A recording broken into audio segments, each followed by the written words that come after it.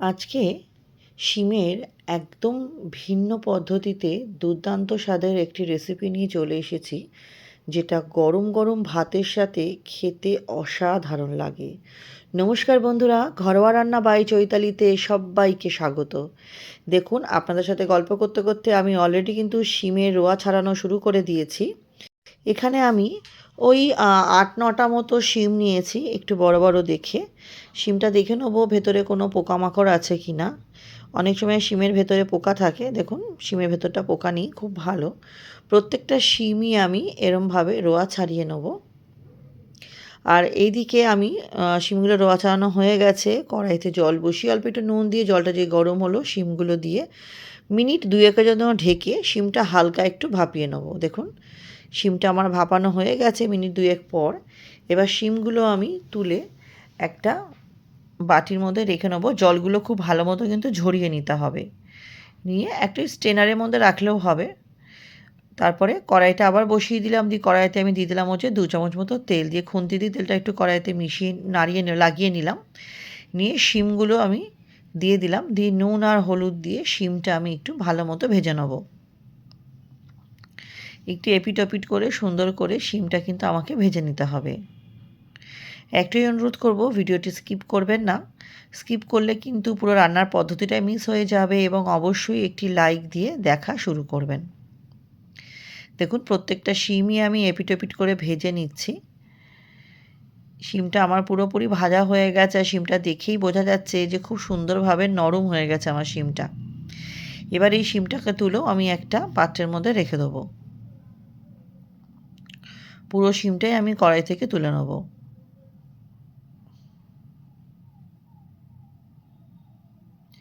এরপরে আমার কড়াইতে যেটুকু তেল আছে তার মধ্যে আমি ২টো শুকনো লঙ্কা আর প্রায় ৫টা মতো কাঁচা লঙ্কা দিলাম। ঝালটা কিন্তু অবশ্যই আপনারা আপনাদের স্বাদ অনুযায়ী নেবেন। আপনারা বেশি ঝাল খেলে লঙ্কা বাড়াতে পারেন, কম ঝাল খেলে কমিয়ে নেবেন। ভাজে ভাজে কাঁচা লঙ্কাগুলো আমি একটু খুন্তি দিয়ে ভেঙে দিয়েছি, যাতে লঙ্কাগুলো একটু ভালো মতো ভাজা হয়ে। দিয়ে আমি লঙ্কাগুলো একটু ভালো মতো এপিট ওপিট করে ভেজে তুলে রেখে দেবো। তুলে একটা পাত্রের মধ্যে রেখে দেবো, বাটির মধ্যে।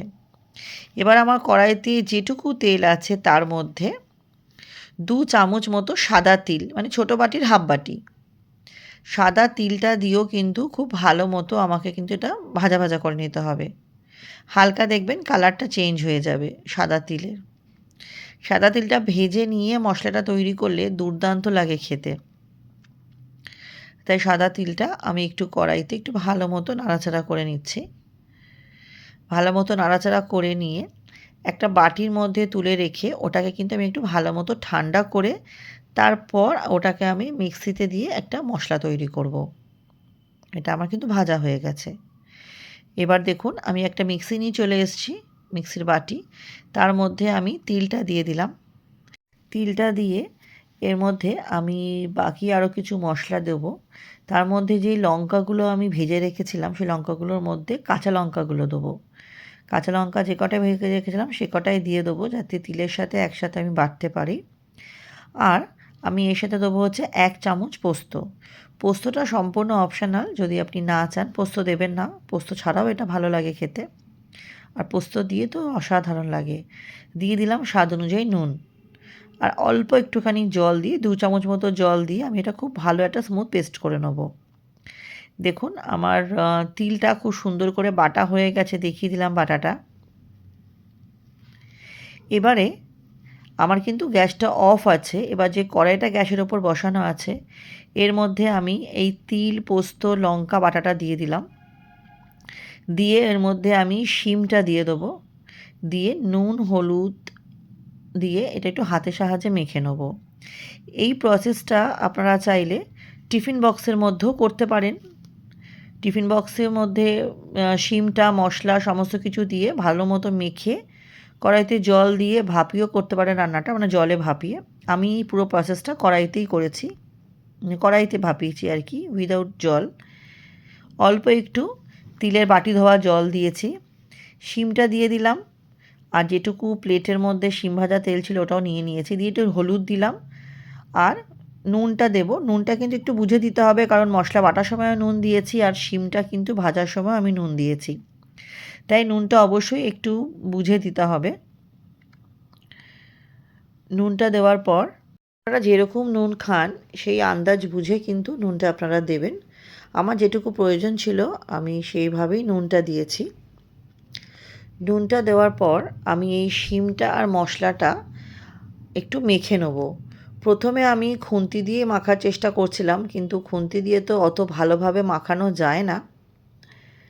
খুন্তি দিয়ে প্রথম কিছুক্ষণ চেষ্টা করার পর আমি তারপর ওটা হাত দিয়েই মেখে নিয়েছি, কারণ হাত দিয়ে যত ভালো হয় মাখা, সেটা খুন্তি দিয়ে হচ্ছিল না। তাই খুন্তিটা সরিয়ে আমি হাত দিয়ে একটু ভালো মতো শিমের সাথে পোস্তটা, তিলটা মেখে নিলাম। দেখুন মেখে প্রত্যেকটা শিমই আমি মেখে নিলাম। মেখে নেওয়ার পর এর মধ্যে আমি যেই শুকনো লঙ্কাটা ভেজে রেখেছিলাম সেটা হাতের সাহায্যে একটু গুঁড়ো গুঁড়ো করে নেব। গুঁড়ো গুঁড়ো করে নিয়ে সেই শুকনো লঙ্কাটা ওপর দিয়ে একটু ছড়িয়ে দেবো। এতে দেখতেও যেমন সুন্দর লাগে আর খাওয়ার সময়ও কিন্তু দুর্দান্ত হয়েছিল। আর ওপর থেকে দিয়ে দেবো হচ্ছে কাঁচা সর্ষের তেল। কাঁচা সর্ষের তেল এবং শুকনো লঙ্কাটা অবশ্যই দেওয়ার চেষ্টা করবেন। এটা দেওয়াতে কিন্তু এর স্বাদ বেড়ে গেছিলো। আপনারা যদি এটা আমিষ করতে চান এর মধ্যে পেঁয়াজ দিতেই পারেন। আমি যেহেতু নিরামিষ করবো তাই পেঁয়াজটা দিইনি। দিয়ে দিলাম 2টো কাঁচা লঙ্কা। দিয়ে এবার আমি গ্যাসটা কিন্তু জ্বালিয়ে নেব। এবার আমি গ্যাসটা জ্বেলে কড়াইটা আমি এবার বসিয়ে দিলাম আঁচে। এটাকে আমি ঢেকে দেবো। প্রথমে আমি মিনিট 3-এর জন্য ঢেকে রাখবো। মিনিট 3 পরে দেখুন খুব সুন্দরভাবে আমার কিন্তু শিম থেকে জল ছেড়ে দিয়েছে।